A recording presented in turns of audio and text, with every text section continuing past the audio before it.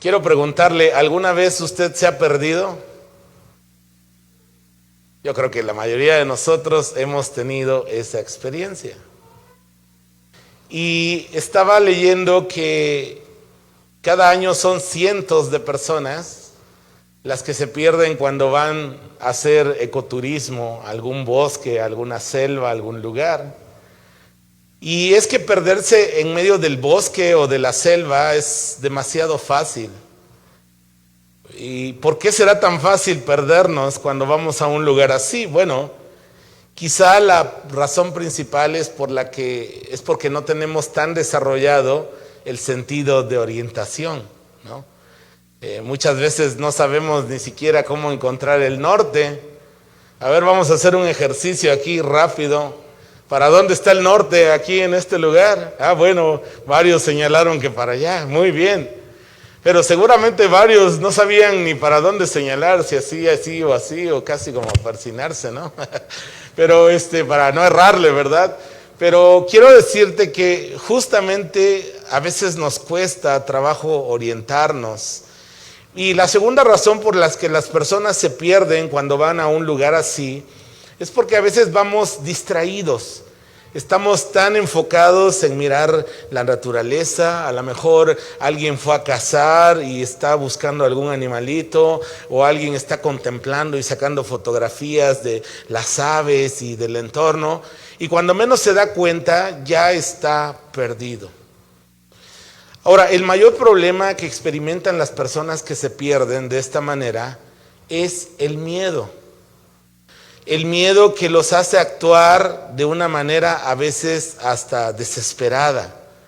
El miedo produce un estado de alerta que los hace avanzar, incluso a veces correr, ¿verdad? Sin parar, buscando el camino y tratar de no sentirse que están perdidos.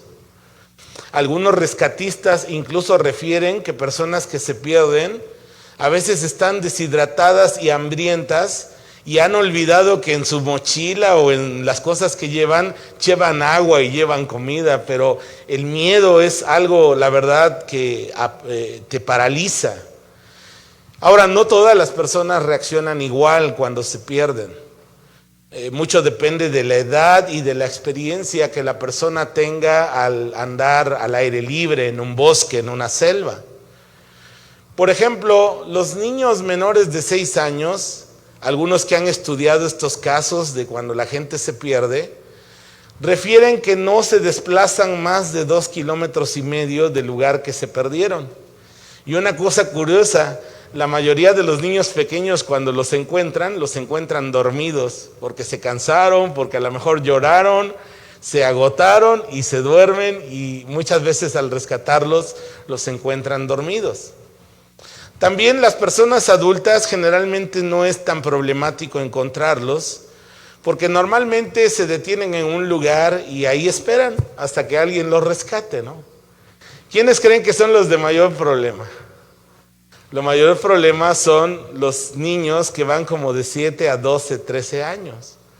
Porque ellos, aparte de que entran en un estado de pánico, después de que pasa cierto tiempo, esto dicen los que estudian estos casos, tienen en su mente como un sentido de culpa por no haber acatado las instrucciones, ¿verdad? Que su curiosidad les ganó y los llevó a estar por ahí buscando cosas en el camino. Incluso ha habido casos donde los rescatadores ya están cerca, les están gritando, Juanito, ¿dónde estás? Y ellos no contestan por temor a ser regañados por haberse perdido.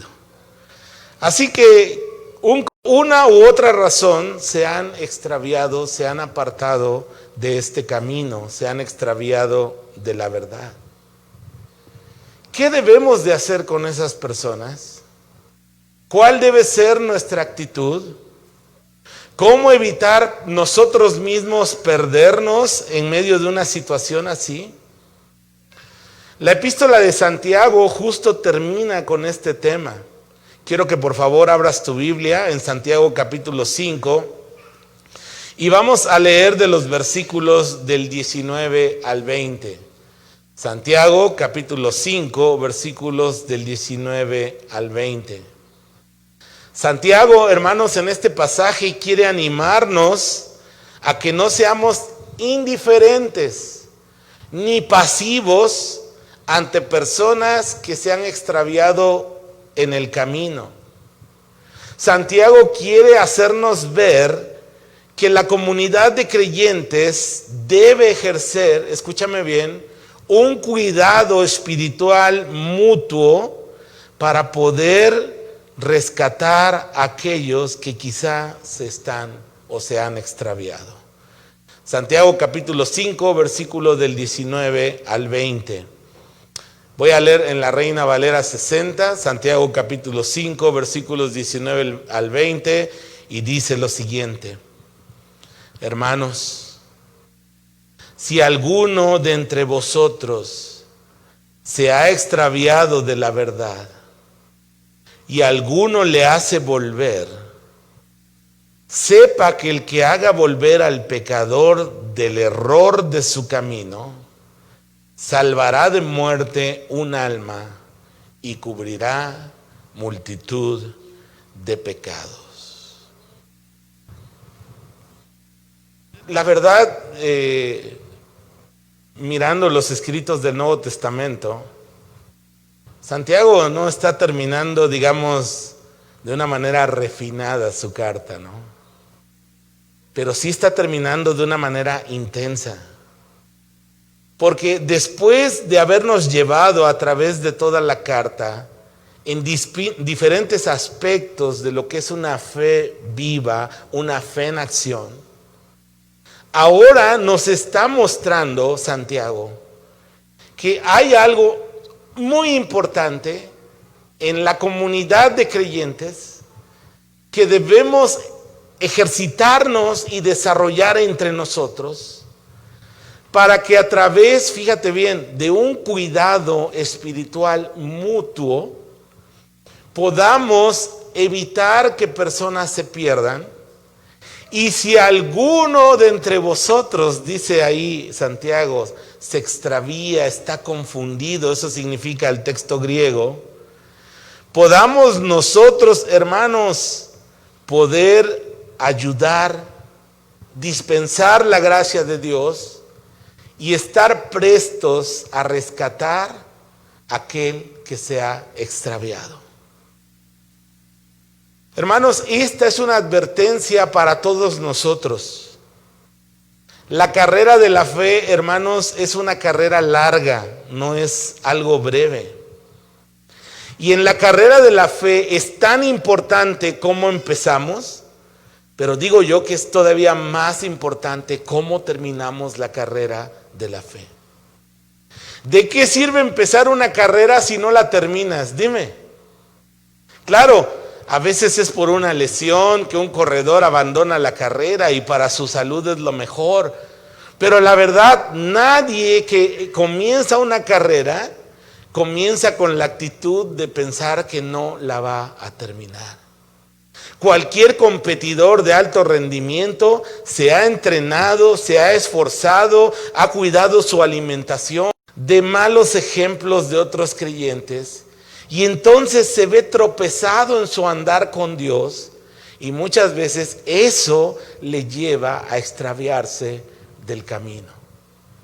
Hermanos, Santiago aquí nos está diciendo que debemos mantenernos en el camino y ayudar a otros a mantenerse en el camino. Esta carrera, hermanos, no es una competencia de que yo solo quiero llegar y yo quiero ganar. Esta carrera es una carrera comunitaria, donde lo importante es que tú y yo y todos los que estamos en la comunidad de fe podamos llegar al final de la carrera con éxito y poder recibir el galardón que Dios tiene para ti y para mí. Entonces Santiago comienza este versículo 19, ahí nomás míralo, dice hermanos. Y este término nos recuerda algo fundamental que lamentablemente a veces estamos perdiendo en la iglesia. Somos familia en la fe. ¿Sí o no? Somos familia en la fe. Mira el que está a tu lado. Voltea a ver ahí a los que están a tu lado. Mira, a lo mejor no nos conocíamos. Antes de conocer a Cristo ni estábamos enterados de la existencia del otro.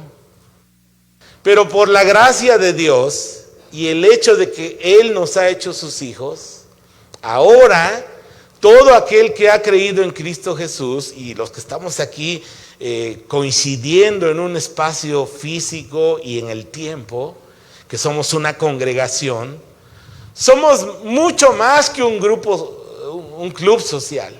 Por favor, la iglesia no es un club social. La iglesia no es un edificio. La iglesia es mucho más que solamente cantar unos cánticos y escuchar el sermón de alguien un domingo por la mañana. El ser iglesia nos hace familia en la fe. Y una familia está para amarse, ¿cierto o no? Está para ayudarse unos a otros. Está para cuidarnos unos a otros. Estamos para soportarnos nuestros malos momentos también unos a otros. Porque dígame, ¿qué familia es perfecta? Y esta familia está compuesta de pecadores imperfectos como yo, perdónenme poner al burro por delante, pero como yo y como cada uno de ustedes.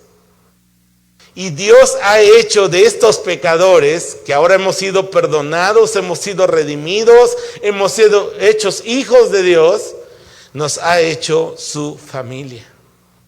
Ser miembros de la familia de Dios nos da identidad, nos da un sentido de pertenencia, nos da la bendición de ayudarnos, cuidarnos unos a otros. De que yo sé que gente ora por mí y que tú sepas que yo estoy orando por ti. Que sabemos que somos amados, que estamos protegidos, que estamos cuidados por los demás integrantes de la familia de la fe. Así que hermanos, lamentablemente, en esta sociedad tan individualista, hemos perdido mucho ese sentido de para qué sirve una familia. La verdad, hermanos, es triste. Yo tuve una experiencia hace muchos años, cuando viví solo aquí en Querétaro. Ya como a eso de los 26, dieron tiempo, gastaron de su dinero, me fueron a ver específicamente.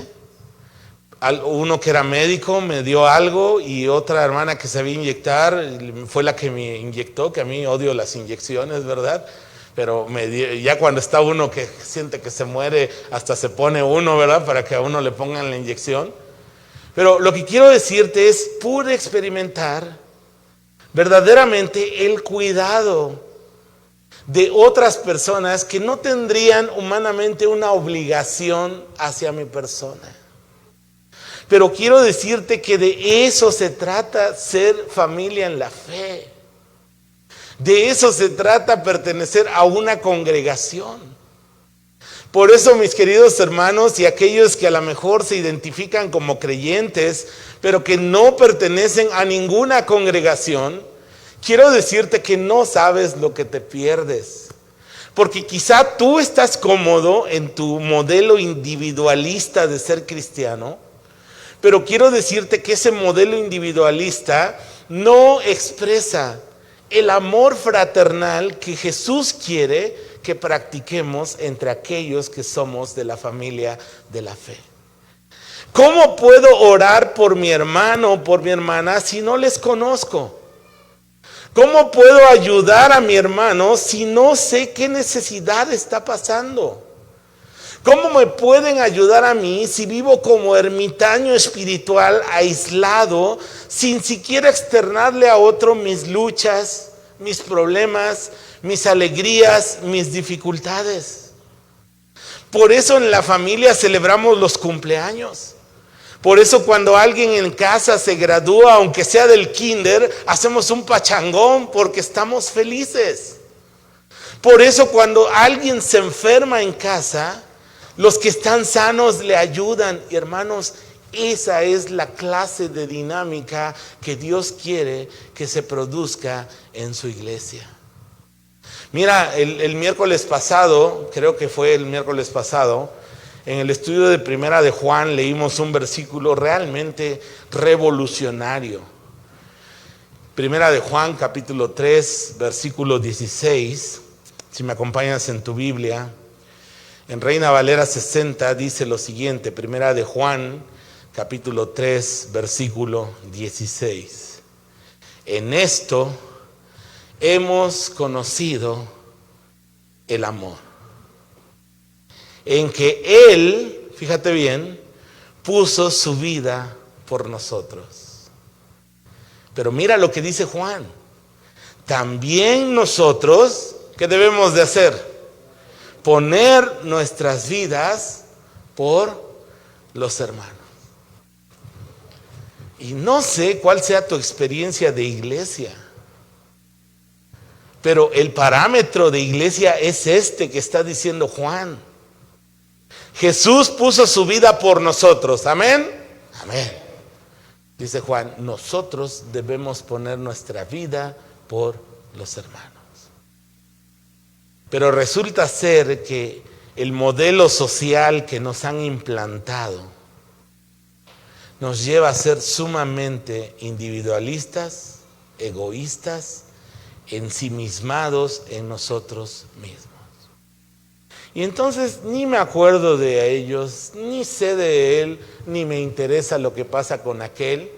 ¿Por qué? Porque el modelo social de nuestro tiempo, ¿qué me dice? ¿Quién importa? Yo. Primero yo, luego yo, y a lo último, ¿quién creen? Pues yo. Ahora, ciertamente es natural, de alguna manera todos tenemos egoísmo, pero Dios quiere que nosotros aprendamos a mantener a raya nuestro egoísmo y podamos empezar a experimentar lo que es la vida en la familia de Dios, donde me desprendo de un poco de mi egoísmo para poder aprender a dar, a ayudar, a sostener, a reírme a carcajadas y también a llorar con aquellos de la familia que están sufriendo. Hermanos, Santiago nos dice en primer lugar cómo podemos mantenernos en el camino ayudándonos unos a otros a permanecer en el camino. En segundo lugar, ahí siguiendo el versículo 19 dice, si alguno de entre ustedes se ha extraviado. Ahora, yo creo que aquí hay dos aspectos importantes. El primero es uno preventivo y el segundo es uno correctivo. Si yo voy a ir con mis hijas y mi esposa a la selva o a un bosque, lo menos que debo hacer, o por ejemplo cuando vas a una gran ciudad, nosotros cuando vamos en camino acordamos qué deberíamos de hacer si alguien de nosotros se pierde, ¿no? Alguna vez ha llegado a pasar. O a lo mejor te metes a un parque de diversiones enorme, lo que sea. Pero tiene que haber una instrucción preventiva para que no ocurra ese extraviamiento, que las personas no se pierdan. De la manera, entonces uno puede ir a un lugar y entonces, mira, por lo menos habría que enseñarle a alguien a cómo mirar el norte. ¿Se acuerdan cómo te decían? No sé si alguna vez a ti te enseñaron en la primaria, ¿verdad? Pero decían, ¿de qué lado sale el sol? ¿No? Ah, pues sale por allá, voy a suponer, ¿no? Entonces te decía el maestro, párate así derechito, miras hacia donde sale el sol y luego te giras 90 grados y apuntas con tu mano derecha donde sale el sol. ¿Sí? A lo mejor otros les dijeron nada más, apunta con tu mano derecha donde sale el sol, ¿no? Abre tus manos y enfrente, ahí está el norte. Una manera aproximada de entender dónde está el norte. Otra cosa que pudiéramos enseñar es a buscar como ciertos rasgos muy característicos de la zona. Por ejemplo, en una ciudad puede ser una antena de radio, puede ser un cerro, puede ser un edificio enorme. En un bosque a lo mejor una roca, una cascada, algo que sea muy significativo. Ahora, si ya andas bien tecnologizado, ¿verdad? Pues puedes sacar tu brújula, que es tecnología que no falla, no necesita Wi-Fi. ¿Alguien sabe manejar una brújula de los que está aquí ahorita esta mañana? ¿Sí? Pues no es muy difícil, ¿verdad? Solo sacas tu aparatito, ¿verdad? Tiene un tornillito que es con el que se aprieta la aguja, porque si no se sale de donde está puesta y puede dejar de servir. Lo aflojas, lo puedes poner de hecho sobre una roca o en la palma de tu mano, y la aguja imantada va a buscar ¿qué lugar? Hacia el norte, ¿no? Ahora, si eres un todo tecnología, a lo mejor pues cargas alguna aplicación y puedes encontrar el norte o un mapa incluso en Google Maps para poder orientarte. De manera análoga, hermanos, el creyente tiene que ser enseñado para poder orientar su vida con la palabra de Dios. La palabra de Dios es el mapa de nuestra vida, es nuestro código de vida. La palabra de Dios es lo que le da un fundamento sólido a nuestra fe. Hermanos, hay muchos peligros en el camino y cualquiera de nosotros puede desviarse y puede extraviarse. El apóstol Pablo, cuando se despedía de los ancianos de Éfeso en Hechos capítulo 20, sabiendo que Dios le mostraba que iban a venir falsos maestros, que como lobos rapaces no iban a perdonar al rebaño, les dice lo siguiente. Abran sus Biblias, por favor, en Hechos capítulo 20, versículo 32. Hechos capítulo 20, versículo 32.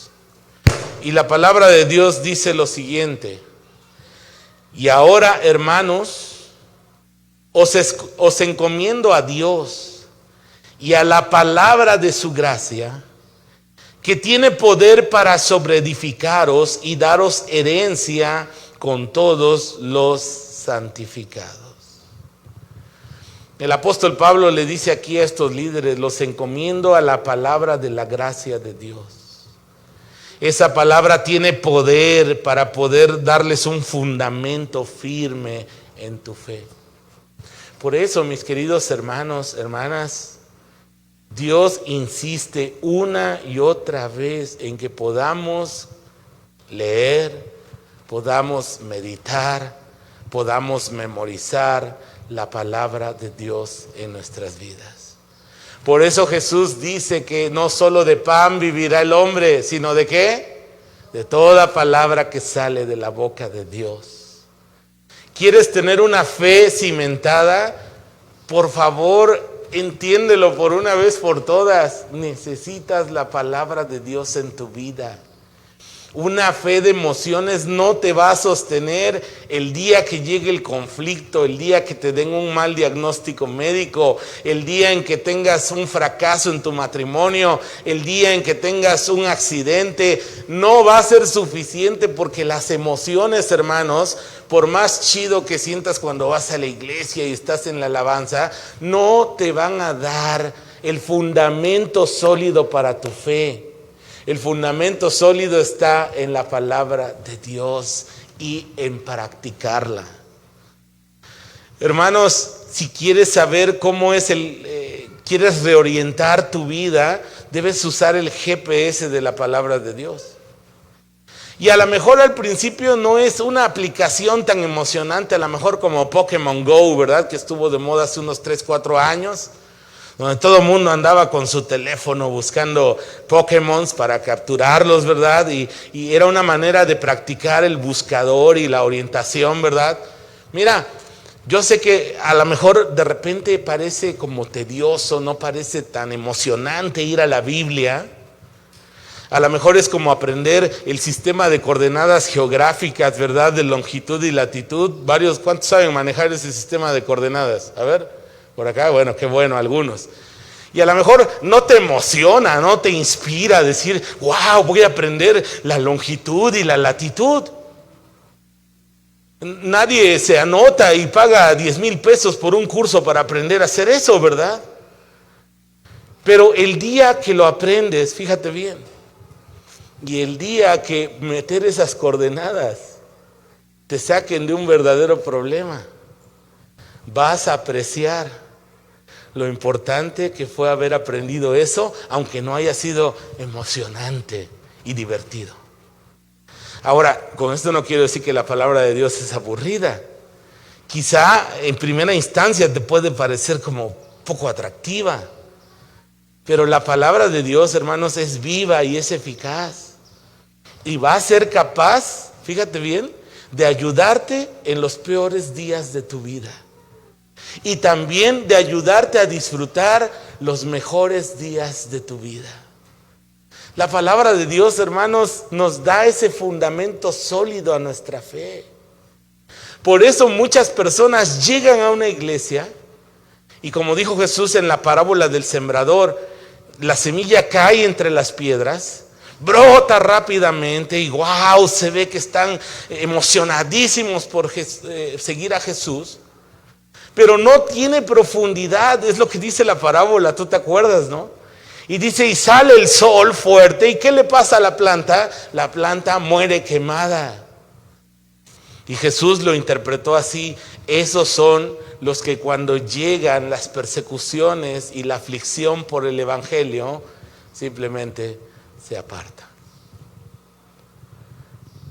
Así que yo espero que ninguno de nosotros tenga un fundamento tan ligero, tan poco profundo, que una situación como la que estamos viviendo, en lugar de afirmar nuestra fe, nos acabe enfriando, nos acabe apartándonos del Señor. Ahora, hermanos, el camino de la fe tiene momentos de duda, sin duda. El mundo todos los días, fíjate bien, está intentando confundirte y apartando tu corazón de Dios. Todos los días. Y no es que la fe no tenga respuestas, es que hay que saber cómo buscar esas respuestas. Cuando llegamos a la universidad, los que hemos tenido la oportunidad de pasar por ahí, muchas veces los incrédulos quieren hacerte ver como un estúpido porque eres un hombre o una mujer de fe. Pero quiero decirte que la fe cristiana es tan sólida, tiene tan sólido su fundamento, que hay hombres y mujeres, muchísimos, más de los que te imaginas, altamente preparados en todos los campos de la ciencia y del conocimiento humano, que siguen firmes en su fe en Jesús. Y hay ejemplos en la historia. Sir Isaac Newton, un hombre de fe. Hay el creador de Maxwell, de las ondas de radio. El mismo Albert Einstein, aunque no era cristiano, era un teísta. Francis Collins, el director del programa del genoma humano, es un hombre de fe. Incluso él escribió un libro que se llama El lenguaje de Dios, hablando de cómo el código del ADN nos muestra una inteligencia infinitamente superior a cualquier ser humano y a cualquier computadora que exista en la tierra, codificando cada especie y cada persona y cada forma viva en este planeta a través de ese código. Hermanos, la fe no es para tontos. La fe soporta cualquier cuestionamiento. El problema es que a veces nosotros no estamos preparados o somos fácilmente llevados. Pero la fe cristiana, hermanos, tiene fundamentos sólidos para poder ir adelante. Así que si estás en la universidad, vas a entrar a la universidad o estás haciendo una maestría, nunca te avergüences de dar testimonio de quién es Jesús para ti. Porque hombres y mujeres de fe altamente preparados son seguidores de Jesús. En 2 de Tesalonicenses, capítulo 2, versículos del 15 al 17, El apóstol Pablo nos dice lo siguiente, segunda de Tesalonicenses, capítulo 2, versículos del 15 al 17. Así que hermanos, fíjate bien, estad firmes y retened, ahí subráyale, retened la doctrina que habéis aprendido, sea por palabra o por carta nuestra, y el mismo Señor Jesucristo y Dios nuestro Padre, el cual nos amó y nos dio consolación eterna y buena esperanza por gracia, conforte vuestros corazones y os confirme en toda buena palabra y obra. Hermanos, la duda puede tener fe. La fe puede tener duda. Puede ser que las dificultades y el dolor que experimentamos en la vida, la decepción y las heridas que otros creyentes quizá nos han hecho, puedan hacerte trastabillar, puedan llevarte a extraviarte. Pero la palabra de Dios es un faro seguro en medio de la tormenta, a quien podemos mirar para volver a reorientar nuestras vidas. Finalmente, hermanos, dice Santiago en el versículo 20, y alguno le hace volver, sepa que el que haga volver al pecador del error de su camino, salvará de muerte un alma y cubrirá multitud de pecados. Hermanos, amigos, toda persona para Dios es valiosa. ¿Lo crees así? Toda vida humana es valiosa. Y sabes, Dios no tiene la actitud que a veces muchos de nosotros tenemos.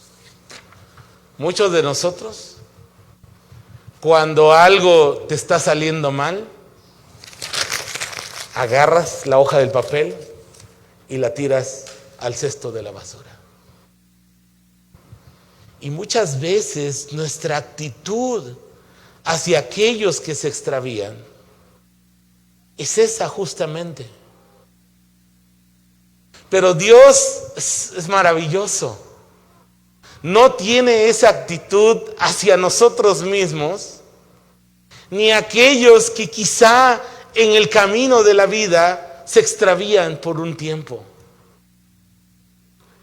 Hermanos, muchas veces nosotros señalamos al que se extravía, lo criticamos, lo juzgamos e incluso lo condenamos, olvidándonos que Dios en este tiempo es un Dios de gracia y de misericordia. Hermanos, hermanas, Santiago nos anima a no tomar actitudes equivocadas. Nos dice que les hagamos volver, y eso implica que tú y yo no somos indiferentes, ni debemos permanecer indiferentes ante aquellos que se han extraviado de la verdad. Debemos ser activos para hacerles volver al camino. Quiero que abras tu Biblia, por favor, en Gálatas capítulo 6, versículos 1 y 2. Gálatas capítulo 6, versículo 1 y 2. Dice lo siguiente la palabra: hermanos, si alguno fuere sorprendido en alguna falta, vosotros que sois espirituales, y por favor subráyale, restauradle con espíritu de mansedumbre, considerándote a ti mismo, no sea que tú también seas tentado. Sobrellevad los unos las cargas de los otros y cumplid así la ley de Cristo. Hermanos, la iglesia de Cristo no es un juzgado. La iglesia de Cristo es un lugar de restauración. Es un hospital de pecadores, ¿o no? La iglesia, aquí no hay médicos, el único médico divino es Jesucristo. El único que sana es Jesucristo. Todos nosotros cuando llegamos a Cristo venimos rotos, venimos dañados, venimos lastimados por nuestros propios pecados, nuestras malas decisiones y por lo que otros nos han hecho en nuestra vida. Pero la iglesia del Señor debe ser un lugar de, repítelo conmigo, restauración. Y Dios es especialista en restaurar personas. Lo ha hecho con tu vida. Lo ha hecho con mi vida. Y no siempre le he sido fiel al Señor. No siempre hago todo lo que Él me pide. Tú y yo sabemos nuestra lucha de cada día. Sabemos nuestro pecado. Sabemos quiénes somos y Dios sabe más que nosotros quiénes somos. Uno de los distintivos de Calvary Chapel que el pastor Chuck Smith enseña en su libro de los distintivos se llama gracia sobre gracia.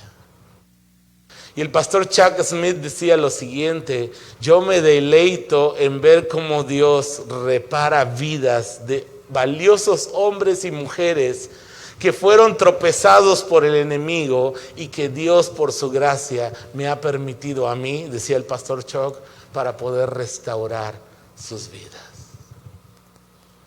Y me encanta una ilustración que él usa para podernos dar a entender cuál es el papel de nosotros como iglesia.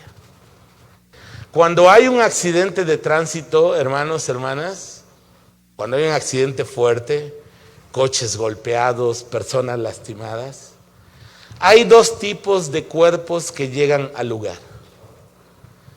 Uno son los policías, los oficiales de tránsito, que miran la situación. Incluso si hay peritos, llegan, hacen mediciones, observan cómo quedó cada en su lugar, cada coche, cada persona. ¿Por qué? Porque su propósito es determinar quién tuvo la culpa. Y hay otro grupo de personas que llega al lugar. Son los rescatistas. A ellos no les importa cómo quedaron los carros. No les importa saber quién tuvo la culpa. Lo que les importa es poder llegar a las personas lastimadas, poderles ofrecer su ayuda y salvar sus vidas.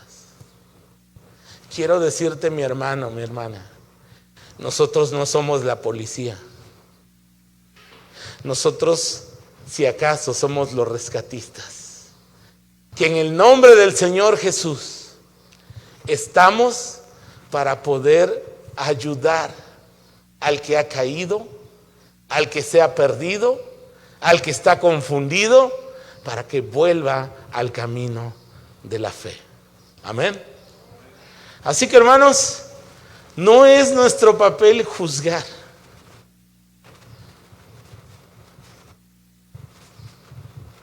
No somos jueces. Por supuesto que la restauración del caído implica un arrepentimiento sincero. Eso es innegable. Y el Señor quiere a ti que me escuchas, si estás extraviado, si estás dudando de tu fe, si te has apartado del camino del Señor, quiero decirte que Jesús es el buen pastor que ha salido a buscar a la que ya era su oveja y se perdió. Y se acuerdan, dice la parábola, dejó a las 99 y fue a buscar a esa oveja. Jesús es el Padre amoroso que todos los días está mirando al horizonte a ver si viene su hijo que se fue rebelde, pródigo, a malgastar la herencia del Padre, a vivir una vida en decadencia, ¿verdad? Que los llevó a los peores lugares más denigrantes que jamás se hubiera imaginado haber estado. Y el día que la gracia de Dios toca a ese hijo pródigo, regresa a la casa de su padre. Y ese padre no le está esperando con la vara, no le está esperando con recriminaciones ni reclamos. Ese padre amoroso, tú conoces bien la historia, lo mira de lejos, se acerca a recibirlo, le da un fuerte abrazo, lo ve andrajoso. Esa es la gracia de Dios. Y ese es el deseo de Dios para que nosotros como iglesia seamos la comunidad de restauración que debemos ser. Termina el verso diciendo lo siguiente: salvará de muerte un alma y cubrirá multitud de pecados. Sin duda es un texto difícil de interpretar, porque aquí pareciera que cualquier creyente que se aparta del camino ya se lo cargó el payaso, déjenme usar esa expresión. Pero si vamos al resto de la Biblia, vamos a encontrar una enseñanza bíblica sólida, en el sentido de que los verdaderos creyentes perseverarán y serán guardados por el poder de Dios para salvación. Un verdadero hijo de Dios, hermanos, aun cuando se nos pierda un tiempo, el Señor lo va a volver a traer a su casa. Hermanos, si una persona que dijo ser creyente nunca vuelve, lamentablemente lo más probable es que nunca fue verdaderamente un hijo de Dios. Pero eso solo Dios lo sabe. Así que, hermanos, nosotros debemos ser esa comunidad, esa familia, donde nos amamos unos a otros, donde nos ayudamos unos a otros a pesar de lo que somos, donde nos cuidamos unos a otros, porque eso significa ser familia de Dios. Por eso es tan importante que tú pertenezcas a una congregación. Sé que no todas las congregaciones tienen esta manera de pensar, pero búscate una congregación donde amen a Jesús, donde enseñen la palabra y donde practiquen amar al prójimo como a uno mismo. Y ahí vas a disfrutar del cuidado espiritual mutuo unos a otros para mantenernos en el camino. Quiero terminar con estas palabras del apóstol Pablo. Justo hoy en la mañana que me desperté, oraba y le decía al Señor: Señor, concédeme poder llegar al final de mis días firme en tu camino. El apóstol Pablo en 2 de Timoteo capítulo 4 versículos 7 y 8 escribió lo siguiente: sabiendo que ya le esperaba poco tiempo para ser muerto en la persecución que desató